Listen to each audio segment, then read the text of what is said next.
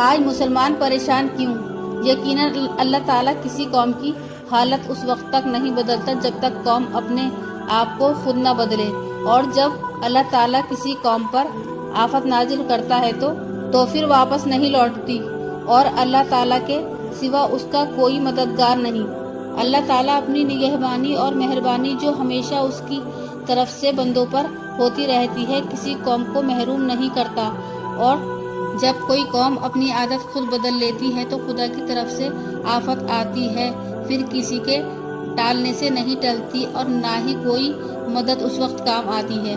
جب تک مسلمان خدا کے قانون کے مطابق چلتا رہا اور اپنے آپ کو خدا کے حکم کا تابع کر رکھا تھا، اس وقت تک دنیا میں مسلمان کا عروج تھا۔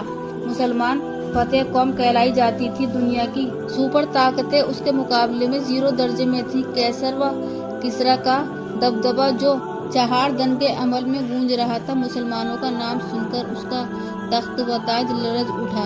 لیکن جب سے مسلمانوں میں عیش و عشرت، خواہشات نفسانی کی پیروی کا سلسلہ شروع ہوا اور اللہ کے احکام اور نبی کی سنتوں کا پاس و لحاظ نہیں رہا، اسلام تہذیب و ترقی معاشرے سے ختم ہوتا گیا۔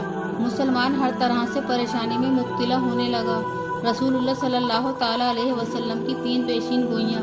حضرت علی سے مروی ہے کہ وہ فرماتے ہیں کہ حضور اکرم صلی اللہ تعالیٰ علیہ وسلم نے فرمایا کہ عنقریب لوگوں پر ایسا زمانہ آنے والا ہے کہ اس میں اسلام کا صرف اور صرف نام باقی رہے گا، اس کی روح ختم ہو جائے گی، اور قرآن کے صرف اور صرف حروف باقی رہیں گے، عمل نہ رہے گا، اور مسجدیں خوب عمدہ بنیں گی، حالانکہ وہ ہدایت اور نمازیوں سے ویران ہوگی۔ پہلی پیشین گوئی اس حدیث پاک میں آقا انعامدار تاجدار مدینہ صلی اللہ تعالیٰ علیہ وسلم نے امت کو 3 پیشین گوئی فرمائی۔ امت پر ایسا دور اور ایسا زمانہ آنے والا ہے جس میں اسلام کا صرف اور صرف نام باقی رہے گا، مگر اسلام کی روح ختم ہو جائے گی۔ مسلمان نام کے رہ جائیں گے، مسلمان اپنی اسلام ذمہ داری محسوس نہیں کریں گے، مسلمان اور غیر مسلم میں کوئی فرق نہ باقی رہے گا۔ مسلمان اسلامی شعار سے دور ہوتے جائیں گے، غیر مسلم تہذیب کے قریب ہو جائیں گے۔ جیسا کہ غیر مسلم نماز نہیں پڑھتا ہے تو مسلمان بھی نماز نہیں پڑھے گا، اور غیر مسلم شراب پیتا ہے تو مسلمان بھی شراب پیے گا، اور غیر مسلم جوا کھیلتا ہے تو مسلمان بھی جوا کھیلے گا، اور غیر مسلم سود کا کاروبار میں مبتلا ہے تو مسلمان بھی اس میں مبتلا ہو جائے گا۔ دیکھے گا کہ غیر مسلم کے گھروں میں ٹیلی ویژن ہے تو مسلمانوں کے گھروں میں اس سے قیمتی ٹیلی ویژن ہوگا، اور غیر مسلم کی عورتیں بے پردہ سڑکوں پر پھرتی ہیں تو مسلمانوں کی عورتیں بھی بے حیائی کا شکار ہو جائیں گی۔ غرض کے مسلمانوں کو اپنے اسلامی تہذیب، اسلامی رہن سہن، اسلامی قوانین، اسلامی ذمہ داری کا کوئی احساس باقی نہ رہے گا، بلکہ آج غیر مسلم کا معاشرہ ہم دیکھ رہے ہیں کہ وہ اپنے بچوں کو تربیت کس طرح دے رہے ہیں، اور مسلمانوں کی تربیت دیر رہے اگر کوئی شخص کسی اجنبی شہر میں پہنچ جائے اور اس کو مسلمان ہوٹل اور مسلمان آدمی کی تلاش ہے تو بڑا آسان راستہ یہ ہے کہ جس گلی سے گزر رہا ہے اگر اس پر پرسکون ماحول ہے، نہایت صاف ستھرا علاقہ ہے، اگر کوئی بچہ نظر آ جائے، اس کے چہرے سے سنجیدگی ٹپک رہی ہے، تو یہ سب اس بات کی علامت ہے کہ غیر مسلم کا علاقہ ہے، یہاں مسلم ہوٹل نہیں ملے گا۔ اور اگر جس گلی سے گزر رہے ہیں وہ گلی صاف ستھری نہیں ہے، وہاں سڑکوں پر شور و شرابہ ہے اور بچے کھیلتے کودتے نظر آ رہے ہیں، آپس میں گالی گلوچ، لڑائی جھگڑا خوب نظر آ رہا ہے، تو یہ علامت ہے کہ یہ مسلم علاقہ ہے اور یہاں مسلمانی ہوٹل مل جائے گا۔ کتنی بڑی غیرت اور افسوس کی بات ہے۔ کیا اسلام نے ہمیں یہی سکھایا ہے؟ اس لیے حضور اکرم صلی اللہ تعالیٰ علیہ وسلم نے فرمایا کہ مسلمانوں کا نام رہ جائے گا۔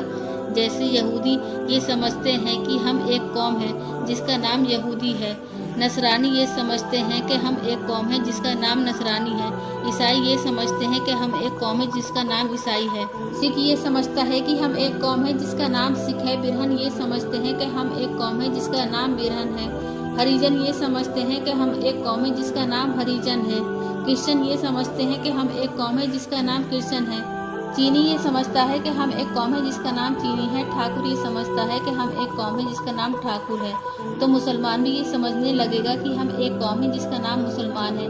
لیکن مسلمان ہونے پر کیا ذمہ داری ہے؟ اس کو اس کی خبر نہ ہوگی، کوئی دین و اسلام کی بات پیش کرے گا تو اسے حقارت سے دیکھا جائے گا، اس کا مذاق اڑایا جائے گا، उसे भी अपने साथ डूबने पर मजबूर किया जाएगा। उसी को हुजूर सल्लल्लाहु ताला अलैहि वसल्लम ने फरमाया कि इस्लाम सिर्फ नाम का बाकी रहेगा, उसकी हकीकत और उसकी रूह खत्म हो जाएगी। अभी कुछ अरसे कल्बे अहकर का अम्बाला जाना हुआ, जो पंजाब हरियाणा का बड़ा मशहूर शहर है। वहाँ जुम्मे के दिन एक नौजवान से मुलाकात हुई तो बातचीत पर उसका नाम मालूम किया गया। उसने कहा कि मेरा नाम मंगत है। अहकर ने कहा कि भाई ये कैसा नाम है? तो उसने कहा कि पूरा नाम मंगत खां है। अहकर ने कहा कि भाई नमाज पढ़ लिया करो। तो उसने जोर से कहा कि जुम्मा पढ़ लेता हूँ। गोया वो ये समझता रहा कि जुम्मा पढ़कर अल्लाह ताला पर उसने बड़ा एहसान कर रखा है। यह है मुसलमान का हाल। इस वक्त पूरी दुनिया में मुसलमान परेशान क्यों? मुसलमानों पर तरह तरह से मजालिम क्यों उठाए जा रहे हैं? एशिया के मुल्कों में से किसी मुल्क में कोई कौम परेशान है, उसका नाम मुसलमान होगा। यूरोप के ममालिक में किसी मुल्क में कोई परेशान है, उसका नाम मुसलमान होगा। अफ्रीका के मुल्कों में से किसी मुल्क में कोई परेशान है, उसका नाम मुसलमान होगा। अफ्रीका के ममालिक में से किसी मुल्क में किसी कौम पर मजालिम किया जा रहा है, उसका नाम भी मुसलमान होगा। चाहे यूगोस्लाविया या चेचनिया या फलस्तीन, कहीं भी कोई कौम परेशान है, उस पर तरह तरह के मजालिम किए जा रहे हैं, पता चलेगा कि उसका नाम मुसलमान है। क्या कभी मुसलमानों ने अपनी जिम्मेदारी का एहसास किया है? क्या अपनी कमजोरियों और खुदाए ताला के हुक्म की खिलाफ वर्जी का एहसास किया है? नमाज अल्लाह ताला ने मुसलमानों पर फर्ज फरमाई है, गैर मुस्लिम पर नहीं। रोज़ा अल्लाह ने मुसलमानों पर फर्ज फरमाया है, गैर मुस्लिम पर नहीं। ज़कात अल्लाह ताला ने मुसलमानों पर फर्ज फरमाई है, गैर मुस्लिम पर नहीं। हज अल्लाह ताला ने मुसलमानों पर फर्ज फरमाया है, गैर मुस्लिम पर नहीं। अच्छा अखलाक और अच्छे मुआशरे का हुक्म अल्लाह ताला ने मुसलमानों को ही फरमाया है, गैर मुस्लिम को नहीं। लिहाजा अगर कोई गैर मुस्लिम नमाज पढ़ता है तो उसकी नमाज दुरुस्त नहीं, रोज़ा रखता है तो उसका रोज़ा सही नहीं, माल की ज़कात निकालता है तो उसकी ज़कात मुअत्तर नहीं, हज करेगा तो उसका हज सही नहीं। इसीलिए अल्लाह ताला ने उससे उसका मुकल्लफ ही नहीं बनाया। उसकी मिसाल यूँ समझो कि आपके पास दो मुलाजिम हैं। आपने उनमें से एक से कहा कि आपको दिल्ली जाना है, मगर वो हुक्म अदूली करके गया नहीं। फिर दूसरे दिन भी कहा कि तुमको दिल्ली जाना है, मगर फिर भी नहीं गया। बार बार कहा मगर वो नहीं गया। इस सूरत में आप इस मुलाजिम को ज़रूर कोई न कोई सज़ा देंगे, या तो उसको बरतरफ कर देंगे या उसकी तनख्वाह काट लेंगे, मगर उस मुलाजिम को दिल्ली न जाने की सज़ा ज़रूर देंगे जिसको दिल्ली जाने का हुक्म दिया गया है। तो इसी तरह अल्लाह ताला ने मुसलमान और गैर मुस्लिम दोनों किस्मों के इंसानों में से सिर्फ मुसलमानों को अहकाम शरीयत और कवानीन इस्लाम का पाबंद बनाया है और गैर मुस्लिम को नहीं। जब मुसलमान अल्लाह के हुक्म की तामील नहीं करेगा तो क्या दुनिया में अल्लाह पाक सज़ा नहीं देगा? आज दुनिया में हर तरफ मुसलमानों को जो सताया जा रहा है, उन पर जो जुल्म किए जा रहे हैं और मुसलमानों पर तबाही और बर्बादी देखने आ रही है, क्या वो हमारी बदआमाली और खुदा के हुक्म की अदूली की सज़ा नहीं हो सकती? बहुत मुमकिन है शायद यही वजह है जिसकी वजह से हम कश्मकश की ज़िंदगी में मुब्तला हैं। इसको अल्लाह ताला ने फरमाया है कि अल्लाह ताला किसी के हालात उस वक्त तक नहीं बदलता है जब तक वो कौम अपने हालात खुद न बदले। अल्लाह ताला हमें मुआफ़ फरमाए। अल्लाह ताला हमें अमाल दुरुस्त करने की तौफीक नसीब फरमाए, आमीन। ज़ाहिरी हुलिये की अहमियत। हज़रत अक़दस हकीमुल थानवी रहमतुल्लाहि ताला अलैह अजले खलीफा हज़रत अक़दस मौलाना अबरारुल हक साहब बड़े ही खूबसूरत अंदाज से बयान फरमाते हैं कि कुछ लोगों को सिर्फ इतनी ही बात याद रहती है कि अल्लाह ताला दिलों को देखता है, तुम्हारी ज़ाहिरी सूरत को नहीं देखता। भाइयों, ये बातें उन लोगों से कहने की हैं कि जिनकी ज़ाहिरी सूरत व शक्ल रसूल पाक की सूरत की तरह है। रसूलुल्लाह सल्लल्लाहु ताला अलैहि वसल्लम के चेहरे पर दाढ़ी थी, तुम्हारे चेहरे पर भी इसी तरह दाढ़ी हो। तुम्हारी ज़िंदगी हुजूर पाक और सहाबा किराम की ज़िंदगी की तरह हो तो तुम्हारा ये कहना सही है कि अल्लाह दिलों को देखता है, ज़ाहिर को नहीं देखता। वरना तुम्हारा ये कहना खुद हमारे लिए हलाकत का बाइस बनेगा। उसकी मिसाल यूँ समझो कि कोई कबूतर है, उसका ज़ाहिर उसका पर है और उसका बातिन उसका गोश्त है और उसकी हड्डियाँ उसका पूरा जिस्म है। अब अगर उसका पर काट दिया जाए तो उसके जिस्म पर कोई असर नहीं पड़ेगा और उसको कोई तकलीफ न होगी, लेकिन क्या वो अपने आप को दुश्मनों से बचा भी सकता है या नहीं?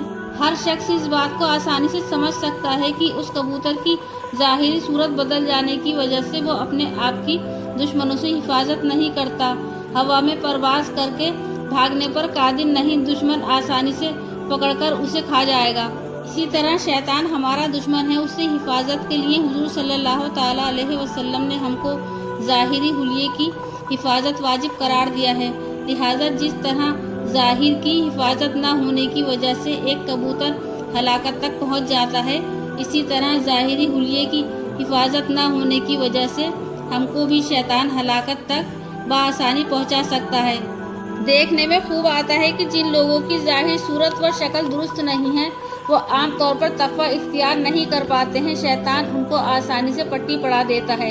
ہم یہ نہیں کہتے ہیں کہ جن لوگوں کا ظاہر صحیح ہے وہ 100% مفتی ہیں، بلکہ ان میں سے بھی بعض برائی میں مبتلا ہو جاتے ہیں، مگر کم ہوتا ہے۔ یہ ایسا ہے جیسا پر والے کبوتر کو بھی کبھی شکاری موقع پا کر پکڑ لیتا ہے، لیکن پر والے کو ایسی آسانی سے نہیں پکڑ پاتا جیسا بے پر کو پکڑ سکتا ہے۔ آپ ان کا سروے کر کے دیکھیں، جتنے مسلمان سینما ہال میں سینما دیکھتے ہیں ان میں سے ظاہری حلیے کے اعتبار سے بشارہ کتنے ہوتے ہیں اور بے اشارہ کتنے ہوتے ہیں۔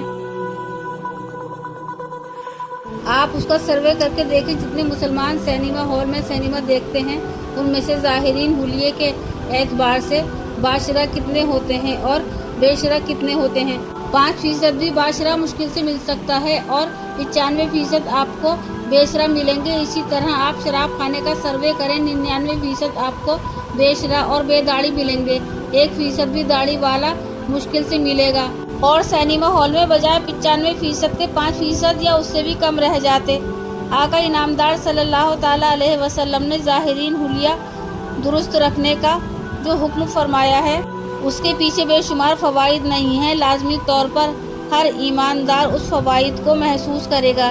اسی وجہ سے جس کا ظاہری حلیہ درست نہیں ہے وہ چاہے کتنا ہی بڑا قاری ہو، چاہے کتنا ہی بڑا عالم ہو، چاہے اس کو کتنا ہی اچھا قرآن یاد ہو، مگر امام بن کر نماز پڑھانے کا حق نہیں۔ اس کی موجودگی میں ایک کم پڑھے لکھے باشرے کو امامت کا حق ہو جاتا ہے۔